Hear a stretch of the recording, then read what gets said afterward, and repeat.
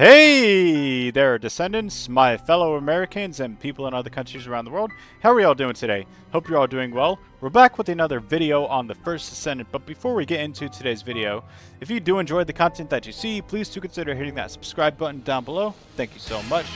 Today, we're going to be talking about breach tracking. Let's go ahead and get right into it. Alrighty, so when it comes to breach tracking, I feel like this mode has... this game mode definitely has more pros than cons. A lot more, actually, I would say. There's really only two things that I take issue with in this game mode, or with this game mode, and it's not even necessarily the game mode itself, when it comes to the keys, that is. But the objective-based gameplay being nowhere to be found for this is, it's a bit appalling, but hopefully in future updates, you know, for future expansions for breach tracking, we get a little bit of objective-based gameplay sprinkled into the, the copious mobbing and stuff like that. But as for the dimensional stabilization keys, I always mistakenly call them analyzation keys. I'm so sorry about that. But, the disparity of... Okay, well, most of us who play this are going to open the faint amorphous dimensional stone rather than the other two. Because most of us don't really care for this, right, as much as the superconductive cooling units, right? Because this is like probably the most valuable reinforcement in the game that you can obtain right now. And with the disparity between keys that we receive from the Roaming Colossi and Wallcrasher, as well as, the Axion Plains missions, the Teeth missions, I always forget what they're called. It's like the operational area missions or something like that. And then Sigma Sector. When you compare that to the fact that one run of breach tracking takes, at the very least, probably like 5 minutes, and at the very most, probably like 7 minutes for the average player, that mathematically it doesn't line up, right? Because if you don't obtain at least 70 keys between, the two Roaming Colossi and Wallcrasher, then, I mean, let's say you do, right? That's only 3 runs of breach tracking, and that's only between 15 to... what is it, like 20 minutes of gameplay that you're getting out of it, 21 minutes of gameplay. And then for the other 39 minutes until Wallcrasher spawns again, you're pretty much sitting there twiddling your thumbs. So there's a bit of a mathematical disparity there. I understand that there's the jackpot that you can obtain from Wallcrasher and stuff like that, and that's perfectly fine, right? But I feel like at the bare minimum, between all three, between both the Roaming Colossi and Wallcrasher himself, you should at least be obtaining 70 dimensional stabilization keys. Just as a baseline, you know what I mean? But anyway, let's go ahead and get right into it. Enough rambling about the cons. Let's go ahead and play this and have a little bit of fun. Because I actually do quite enjoy breach tracking, especially with Inez.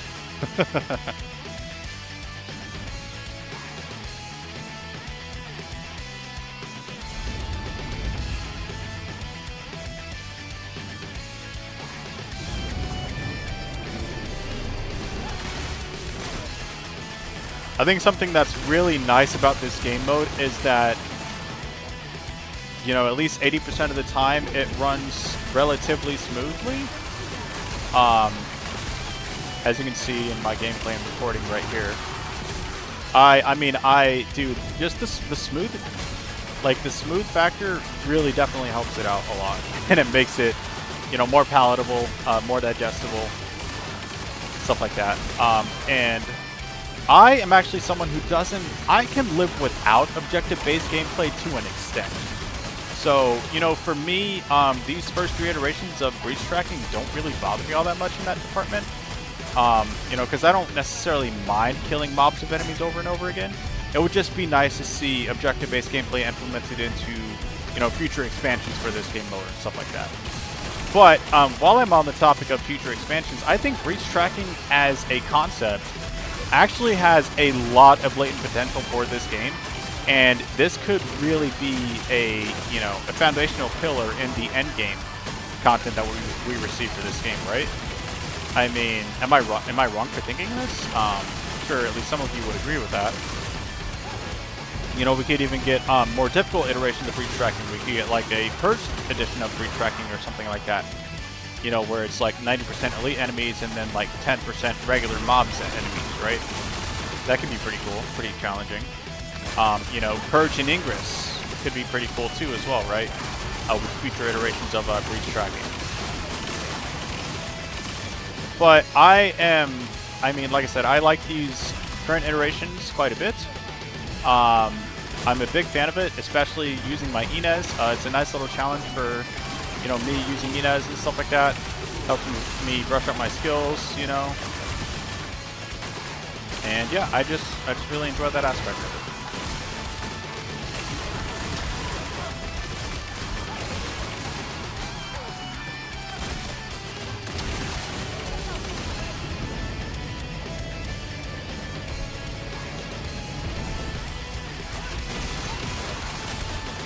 Also, I believe, as per my pre-recorded video, this is everybody's first time actually seeing me with my Inez gameplay.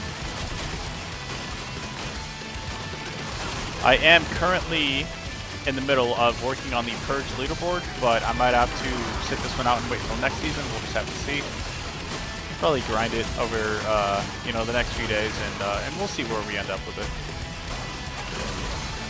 I'll be streaming on Twitch over the weekend, so go ahead and hit that Twitch link down below, drop me a follow, and be on the lookout for a live stream tomorrow.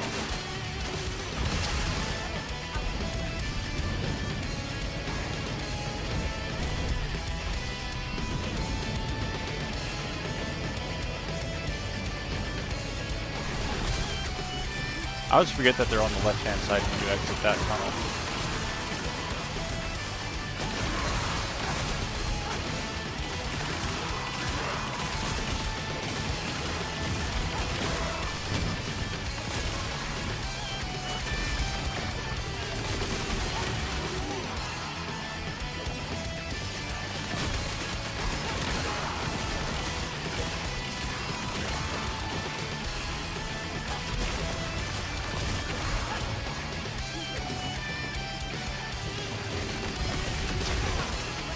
Ooh-wee. Yeah. If you're not on your toes, they'll definitely catch you lacking. Especially this dickhead right here. Not a boss to take lightly.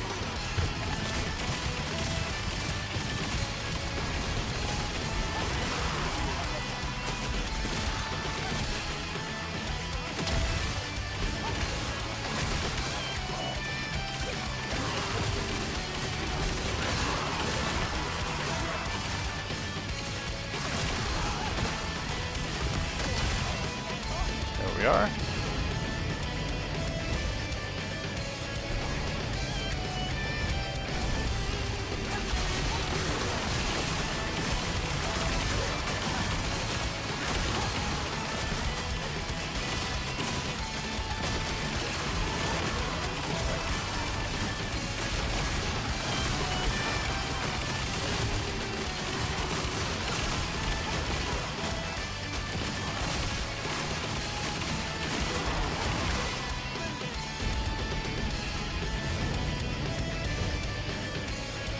Now for the final boss.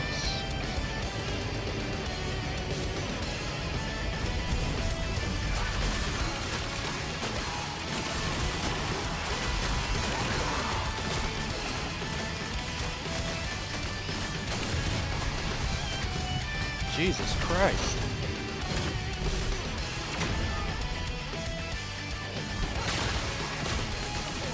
I don't even know what killed me right there.